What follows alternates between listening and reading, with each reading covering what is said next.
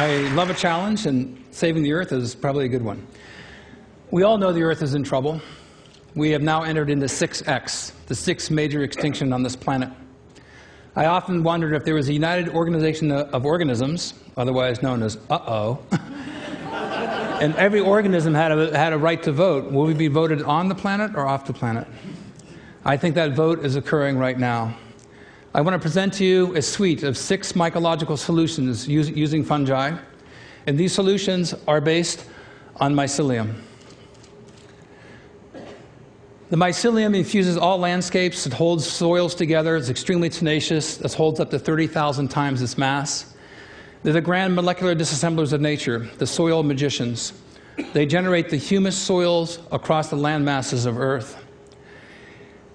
We have now discovered that there is a multi-directional transfer of nutrients between plants mitigated by the mycelium. So the mycelium is the mother that is giving nutrients from alder and birch trees to hemlock, cedars, and Douglas firs. Dusty and I, we like to say on Sunday, this is where we go to church. I'm in love with the old-growth forest, and I'm a patriotic American because we have those. Most of you are familiar with portobello mushrooms, and frankly, I face a big obstacle when I mention mushrooms to somebody. They immediately think portobellos or magic mushrooms, their eyes glaze over, and they think I'm a little crazy. So I hope to pierce that prejudice forever with this group. We call it mycophobia, the irrational fear of the unknown when it comes to fungi. Mushrooms are very fast in their growth, day 21, day 23, day 25. Mushrooms produce strong antibiotics. In fact, we're more closely related to fungi than we are to any other kingdom. A group of 20 eukaryotic microbiologists published a paper 2 years ago erecting Opisthokonta, a super kingdom that joins Animalia and fungi together. We share in common the same pathogens. Fungi don't like to rot from bacteria, and so our best antibiotics come from fungi. But here is a mushroom that's past its prime. After they sporulate, they do rot. But I propose to you that the sequence of microbes that occur on rotting mushrooms are essential for the health of the forest that give rise to the trees that create the debris fields that feed the mycelium. And so we see a mushroom here sporulating, and spores are germinating, and the mycelium forms and goes underground. In a single cubic inch of soil, there can be more than 8 miles of these cells. My foot is covering approximately 300 miles of mycelium. This is photomicrographs from Nick Reed and Patrick Hickey. And notice that as the mycelium grows, it conquers territory, and then it begins to net. I've been a scanning electron microscopist for many years. I have thousands of electron micrographs. And when I was staring at the mycelium, I realized that there are microfiltration membranes. We exhale carbon dioxide, so does mycelium. It inhales oxygen, just like we do. But these are essentially externalized stomachs and lungs. And I present to you the concept that these are extended neurological membranes. And in these cavities, these microcavities form, and as they fuse soils, they absorb water. These are little wells. And inside these wells, the microbial communities begin to form. And so the spongy soil not only resists erosion, but sets up a microbial universe that gives rise to a plurality of other organisms. I first proposed in the early 1990s that mycelium is Earth's natural internet. When you look at the mycelium, they're highly branched. And if there's one branch that is broken, then very quickly, because of the nodes of crossing, internet engineers maybe call them hot points, there's alternative pathways for channeling nutrients and information. The mycelium is sentient. It knows that you are there. When you walk across landscapes, it leaps up in the aftermath of your footsteps, trying to grab debris. So I believe the invention of the computer internet is an inevitable consequence of a previously proven biologically successful model. The Earth invented the computer internet for its own benefit, and we now, being the top organism on this planet, is trying to allocate resources in order to protect the biosphere. Going way out, dark matter conforms to the same mycelial archetype. I believe matter begets life. Life becomes single cells become strings, strings become chains, chains network. And this is the paradigm that we see throughout the universe. Most of you may not know that fungi were the first organisms to come to land. They came to land 1.3 billion years ago, and plants followed several hundred million years later. How is that possible? It's possible because the mycelium produces oxalic acids and many other acids and enzymes, pockmarking rock and grabbing calcium and other minerals and forming calcium oxalates. Makes the rocks crumble, and the first step in the generation of soil. Oxalic acid is two carbon dioxide molecules joined together. So fungi and mycelium sequester carbon dioxide in the form of calcium oxalates, and all sorts of other oxalates are also sequestering carbon dioxide through the minerals that are being formed and taken out of the rock matrix. This was first discovered in 1859. There's a photograph by Franz Huber. This photograph was taken in the 1950s from Saudi Arabia. 420 million years ago, this organism existed. It was called Prototaxides. Prototaxides, laying down, was about 3 feet tall. The tallest plants on Earth at that time were less than 2 feet. Dr. Boyce at the University of Chicago published an article in the Journal of Geology this past year determining that Prototaxides was a giant fungus, a giant mushroom. Across the landscapes of Earth were dotted these giant mushrooms all across most land masses, and these existed for tens of millions of years. Now, we've had several extinction events, and as we march forward 65 million years ago, most of you know about it, we had an asteroid impact. The Earth was struck by an asteroid, a huge amount of debris was jettisoned into the atmosphere, sunlight was cut off, and fungi inherited the Earth. Those organisms that paired with fungi were rewarded because fungi do not need light. More recently, at Einstein University, they just determined that fungi use radiation as a source of energy, much like plants use light. So the prospect of fungi existing on other planets elsewhere, I think, is a foregone conclusion, at least in my own mind. The largest organism in the world is in eastern Oregon. I couldn't miss it. It was 2,200 acres in size. 2,200 acres in size, 2,000 years old. The largest organism on the planet is a mycelial mat, 1 cell wall thick. How is it that this organism can be so large and yet be 1 cell wall thick, whereas we have 5 or 6 skin layers that protect us? The mycelium, under the right conditions, produces a mushroom. It bursts through with such ferocity it can break asphalt. We were involved in several experiments. I'm going to show you 6, if I can, solutions for helping to save the world. Battelle Laboratories and I joined up in Bellingham, Washington. There were 4 piles saturated with diesel and other petroleum waste. One was a control pile. One pile was treated with enzymes. One pile was treated with bacteria. And our pile we inoculated with mushroom mycelium. The mycelium absorbs the oil. The mycelium is producing enzymes, peroxidases, that break carbon-hydrogen bonds. These are the same bonds that hold hydrocarbons together. So the mycelium becomes saturated with the oil, and then when we returned 6 weeks later, all the tarps were removed, all the other piles were dead, dark, and stinky. We came back to our pile, it was covered with hundreds of pounds of oyster mushrooms, and the color changed to a light form. The enzymes remanufactured the hydrocarbons into carbohydrates, fungal sugars. Some of these mushrooms are very happy mushrooms. They're very large. They're showing how much nutrition that they could have obtained. But something else happened, which was an epiphany in my life. They sporulated. The spores attract insects. Insects laid eggs. Eggs became larvae. Birds then came bringing in seeds. And our pile became an oasis of life. Whereas the other 3 piles were dead, dark, and stinky. And the PAHs, the aromatic hydrocarbons, went from 10,000 parts per million to less than 200 in 8 weeks.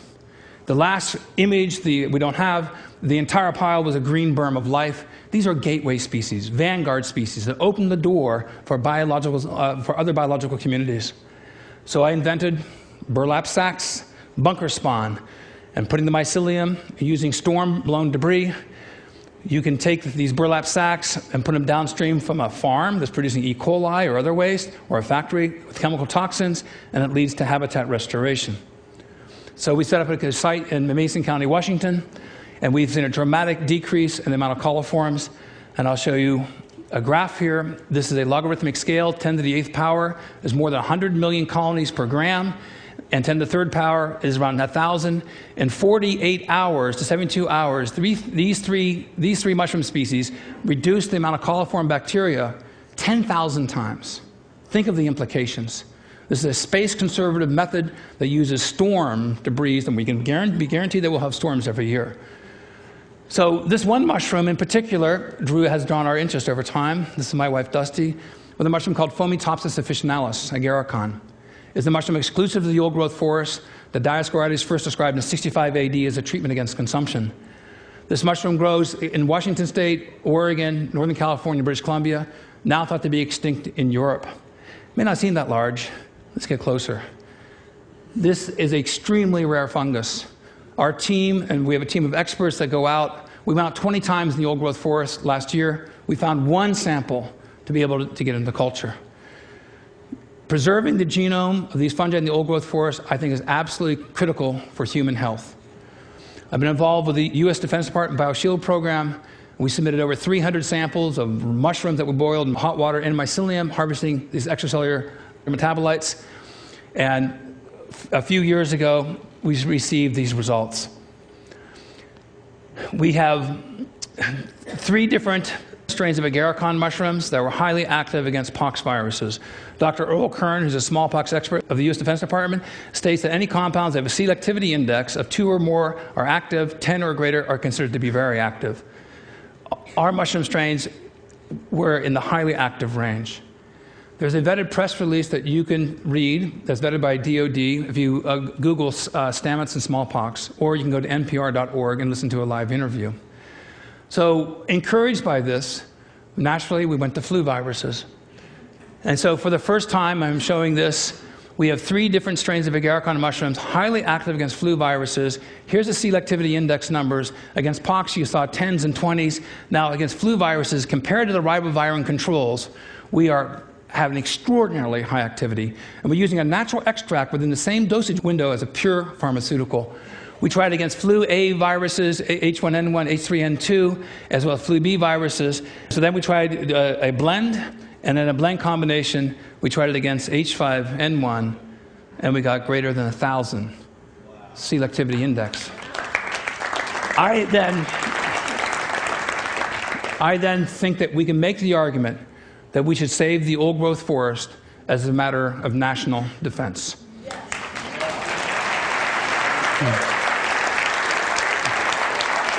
I became interested in entomopathogenic fungi that kill insects. Our house is being destroyed by carpenter ants. So I went to the EPA homepage, and they were recommending studies with metarhizium species of a group of fungi that kill carpenter ants, as well as termites. I did something that nobody else had done. I actually chased the mycelium when it stopped producing spores. These are spores. This is no spores. I was able to morph the culture into a non-sporulating form. And so the industry has spent over $100 million specifically on bait stations to prevent termites from eating your house. But the insects aren't stupid. They would avoid the spores when they came close. And so I morphed the cultures into a non-sporulating form. And I got my daughter's Barbie doll dish. I put it right where a bunch of carpenter ants were making debris fields every day in my house. And the ants were attracted to the mycelium because there was no spores. They gave it to the queen. 1 week later, I had no sawdust piles whatsoever. And then a delicate dance between dinner and death. The mycelium is consumed by the ants. They become mummified, and boing, a mushroom pops out of their head. Now, after sporulation, the spores repel, so the house is no longer suitable for invasion. So you have a near-permanent solution for reinvasion of termites. And so my house came down. I received my first patent against carpenter ants, termites, and fire ants. Then we tried extracts, and lo and behold, we can steer insects to different directions. This has huge implications. I then received my second patent. This is a big one. It's been called an Alexander Graham Bell patent because it covers over 200,000 species. This is the most disruptive technology, I've been told by executives of the pesticide industry, that they have ever witnessed. This could totally revamp the pesticide industries throughout the world. You could fly 100 PhD students under the umbrella of this concept, because my supposition is that entomopathogenic fungi, prior to sporulation, attract the very insects that are otherwise repelled by those spores. And so I came up with a life box, because I needed a delivery system. The life box, you could be getting a DVD of the TED conference, You add soil, you add water, you have mycorrhizal and endophytic fungi, as well as spores like of the agarikon mushroom. The seeds then are mothered by this mycelium, and then you put tree seeds in here, and then you end up growing potentially an old-growth forest from a cardboard box. I want to reinvent the delivery system and the use of cardboard around the world so they become ecological footprints. If there's a YouTube-like a site that you could put up, you can make it interactive, zip code specific, where people could join together, and through satellite imaging systems, through virtual Earth or Google Earth, you could confirm carbon credits are being sequestered by the trees that are coming through life boxes. You could take a cardboard box delivering shoes. You could add water. I developed this for DARPA, for the refugee community, corns, beans, and squash, and onions. I took several containers. My wife said if I could do this, anybody could. And I ended up growing a seed garden. And you harvested the seeds. And thank you, Eric Rasmussen, for your help on this. And then harvesting the seed garden, then you can harvest the kernels. And then I just need a few kernels. I add mycelium to it. And then I inoculate the corn cobs. Now, 3 corn cobs, no other grain, lots of mushrooms begin to form, too many withdrawals from the carbon bank. And so this population will be shut down. But watch what happens here. The mushrooms that are harvested, but very importantly, the mycelium is converted to cellulose into fungal sugars. And so I thought, how could we address the energy crisis in this country? And we came up with ethanol. Generating ethanol from cellulose using mycelium as an intermediary, and you gain all the benefits that I've described to you already. But to go from cellulose to ethanol is ecologically unintelligent, and I think that we need to be ecologically intelligent about the generation of fuels so we build the carbon banks on the planet, renew the soils. These are the species that we need to join with. I think engaging mycelium can help save the world. Thank you very much.